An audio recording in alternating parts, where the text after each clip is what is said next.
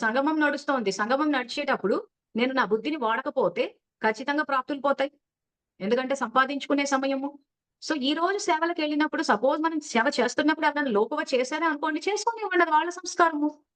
అవతల వాళ్ళని లోకువ చేస్తున్నారు అనంటే, మనకపోతే గౌరవం ఇవ్వట్లేదు అంటే, మనమెందుకు అడుక్కుంటూ కూర్చుంటున్నాము. నా గౌరవం ఇవ్వు, గౌరవం ఇవ్వు అని చెప్పి.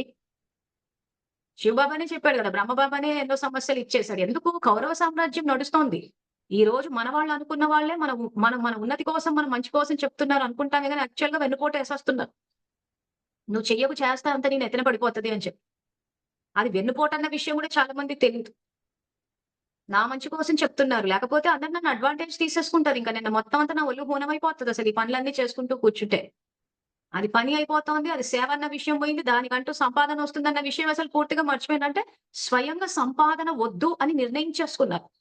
మరి సంపాదన వద్దు అని నిర్ణయించుకున్న తర్వాత, ఈరోజు మా దగ్గర డబ్బు లేదు. మాకు